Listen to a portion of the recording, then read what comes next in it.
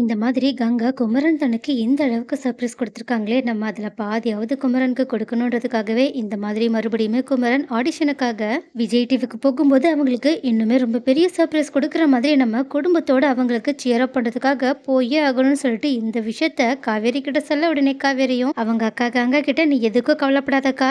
கண்டிப்பா அடுத்த தடவ குமரன் அண்ணா டிவில வரும்போது அவங்க கூட நம்மளும் சேர்ந்திருப்போம். அவங்களோட குடும்பமா சேர்ந்து நம்ம எல்லார் முன்னாடியுமே சும்மா அந்த நிகழ்ச்சிய தெரிக்க விட போறோம் பாருன்னு" சொல்லிட்டு தைரியமா பேசிட்டு வந்துடுவ. ஆனா இன்னொரு பக்கம் இந்த மாதிரி நம்ம எப்படினாலும் அந்த காம்படிஷனுக்கு போயிடலாம். ஆனா யமுனாவோட ஃபேமிலியை எப்படி கூட்டிட்டு வர்றதுன்னு தெரியலையே. கண்டிப்பா நிவின் நம்ம சொன்னாலும், ஒருவேளை கங்காவே சொன்னாலும் வர அவ்வளோ சான்ஸ் கிடையாது. பேசாம நம்ம இந்த விஷயத்தை பத்தி விஜய் கிட்ட கேட்கலாமான்னு சொல்லிட்டு விஜய் கிட்ட உடனடியா போயிட்டு, எனக்கு உங்க மூலயமா ஒரு காரியம் ஆக வேண்டியது இருக்குன்னு சொல்லிட்டு அவங்க கிட்ட இந்த மாதிரி கங்கா குமரனுக்கு எப்படி சர்ப்ரைஸ் கொடுக்க ஆசைப்படுறாங்கன்ற விஷயத்த சொல்றாங்க. உடனே இதை கேட்டுட்டு விஜய் ரொம்பவே சந்தோஷப்பட்டது மட்டும் இல்லாம, "நீ எதை பத்தி சொல்ல வரேன்னு எனக்கு நல்லாவே புரிஞ்சிருச்சு. நீ எதுக்கும் கவலைப்படாத. கண்டிப்பா நிவினையும் யமுனாவையும் கூட்டிட்டு வர வேண்டியது என்னோட பொறுப்பு. நீ மத்த வேலையை போய் பாருன்னு" சொல்லிட்டு காவேரி அவங்க கிட்ட கேட்க வரதுக்கு முன்னாடி அவங்கள புரிஞ்சுக்கிட்டு பேசுறாங்க. உடனே இதை பார்த்துட்டு காவேரி ஒரு பக்கம் ரொம்பவே சந்தோஷப்பட்டுட்டு தான் இருக்காங்க. ஆனாலும் ஏன் இவங்களுக்கு நம்ம நினைக்கிற மத்த விஷயம் எல்லாம் புரியவே மாட்டேங்குதோன்னு சொல்லிட்டு கொஞ்சம் கடுப்பு ஆகுறாங்க. அப்ப இதை புரிஞ்சுக்கிட்ட விஜயும், "பரவாயில்ல பரவாயில்ல, நீ எவ்வளவு நாள் கடுப்பாகு, இன்னும் ஒரு 2 வாரம் தான். உன்னை இந்த மாதிரி வெறுப்பேத்தி விளையாடுறது எனக்கு ரொம்பவே பிடிச்சிருக்குன்னு" சொல்லிட்டு கியூட்டா அவங்களோட கோவத்தை பார்த்து கூட சிரிச்சிட்டு இருக்காங்க. ஆனா இது தெரியாத காவேரியோ, இந்த விஜய்க்கு நம்மளை தவிர மத்தவங்க எல்லாருமே இம்பார்ட்டன்டா தான் தெரியறாங்கன்னு சொல்லிட்டு அங்கிருந்து கிளம்பி போறாங்க. அது மட்டும் இல்லாம இந்த பக்கம் குமரன் அந்த காம்படிஷனுக்காக போகிற நாளும் வந்துருச்சு. அது மட்டும் இல்லாம இதுக்கு முன்னாடி தான்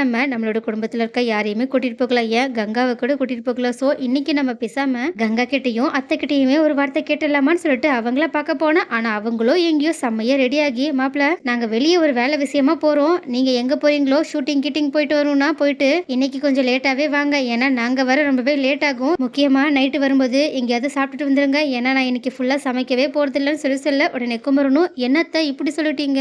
நான் வேறவங்க எல்லாரையுமே ஒரு இடத்துக்கு கூட்டிட்டு போகலான்னு இருந்தேன்னு" சொல்லிட்டு இந்த மாதிரி விஜய் டிவிக்கு வாங்கன்னு சொல்லிட்டு கூப்பிடுறதுக்கு முன்னாடியே இதை புரிஞ்சுக்கிட்ட கங்காவா, "ஏங்க சும்மா உளறிக்கிட்டே இருக்கீங்க? பாருங்க, உங்களுக்கு ஷூட்டிங் ஒர்க் எதுவும் இல்லைன்னா போய் கடையில போய் துணியை தைங்க. ஏன்னா எங்களுக்கு நிறையவே வேலை இருக்குன்னு" சொல்லிட்டு எல்லாரையுமே கூட்டிட்டு குமரன் கூட பார்க்காம அங்கிருந்து கிளம்பி போக, அப்ப இதனால குமரன் ரொம்பவே ஃபீல் பண்ணிட்டு, "சே போங்கடா, இந்த தடவையும் நம்ம தனியா தான் போகணுமான்னு" சொல்லிட்டு அங்கிருந்து கிளம்பி போறாங்க. ஆனா அவங்க போனதுக்கு அப்புறமா காவேரியை பார்த்த கங்காவும் இந்த மாதிரி குமரன் வருத்தப்பட்டதெல்லாம் சொல்லி சிரிச்சிட்டு இருக்காங்க.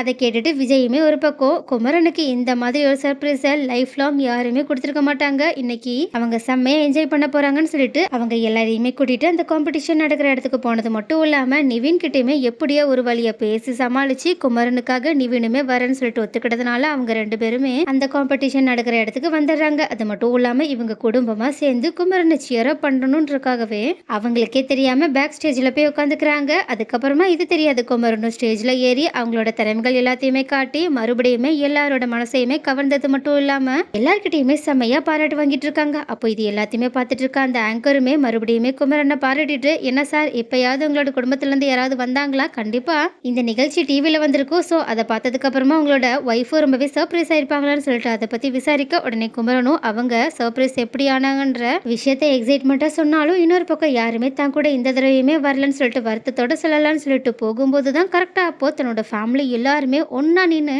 அவங்களுக்காக கிளாப் பண்ணிட்டு இருக்காங்க. அப்ப இதை பார்த்த அந்த ஆங்கருமே அவங்களோட ஃபேமிலியை பார்த்த உடனேயே, "இதுதான் உங்களோட ஃபேமிலின்னு எங்களுக்கு தெரிஞ்சிருச்சு. ஏன்னா அவங்க வர்ற சந்தோஷத்திலே எங்களுக்கு புரிஞ்சிச்சுன்னு" சொல்லிட்டு உடனடியே அவங்க எல்லாருமே ஸ்டேஜுக்கு கூப்பிட்டு செம்மையான ஒரு செலிப்ரேஷனை நடத்திட்டு இருக்காங்க. உடனே குமரனும் இந்த மாதிரி, "இவங்க எனக்கு சர்ப்ரைஸா தான் வந்திருக்காங்க. சொல்ல போனா இவங்க வருவாங்கன்னு எனக்கு தெரியவே தெரியாதுன்னு" சொல்லிட்டு நடந்த விஷயத்த சொல்ல, உடனே இதை கேட்டுட்டு அந்த ஆங்கருமே சர்ப்ரைஸ் ஆனது மட்டும் இல்லாம, "இந்த மாதிரி ஒரு ஒற்றுமையான குடும்பத்தை நாங்க பார்த்ததே கிடையாதுன்னு" சொல்லிட்டு அவங்களோட குடும்பத்தையுமே பாராட்டிட்டு செம்மையா அந்த மொமெண்ட்டை எல்லாரையுமே என்ஜாய் பண்ண வச்சிட்டு இருக்காங்க. ஆனா அப்போ இது எல்லாத்தையுமே டிவில பார்த்துட்டு இருக்க ராகினியும் செம்ம கடுப்பாகிறாங்க. அது மட்டும் இல்லாம இன்னொரு பக்கமும் யமுனா இந்த மாதிரி நிவின் கூடயும் அவங்களோட ஃபேமிலி கூடயும் சந்தோஷமா இருக்கிறத கொஞ்சம் கூட பிடிக்காத நிவினோட அம்மாவோ இந்த விஷயத்த உடனடியா ராகினி கிட்ட ஃபோன் பண்ணி பேசுறது மட்டும் இல்லாம, "இதுக்கப்புறமாவும் அந்த யமுனா என்னோட வீட்டுல இருக்கவே கூடாது. அதுக்கு நான் என்ன பண்ணணும்னு எனக்கு தெரிஞ்சிருச்சு. ஆனா நீ அந்த பக்கம் இருந்து அந்த யமுனாவை என் பையனுக்கு பிளான் போட்டு கட்டி வச்ச காவேரியை ஏதாவது பண்ணியே ஆகணும்னு" சொல்லிட்டு காவேரி மேல இருக்க கோவத்தையுமே சொல்லிட்டு இருக்க, உடனே ராகினியும், "பரவாயில்ல பரவாயில்ல, நம்ம நினைச்சதை தான் இவங்களும் பண்ண சொல்றாங்க. கண்டிப்பா இதுல ஏதாவது பிரச்சனை வந்துச்சுன்னா நம்ம நடுவுல இவங்களை மாட்டி விட்டுலாம்னு சொல்லிட்டு காவேரிக்கு நம்ம என்ன பண்ணி தொந்தரவு கொடுக்கலாம்னு சொல்லிட்டு யோசிச்சது மட்டும் இல்லாம அவங்களோட அப்பா கிட்ட சொல்லிட்டு அதுக்கான பிளானையுமே போடுறாங்க.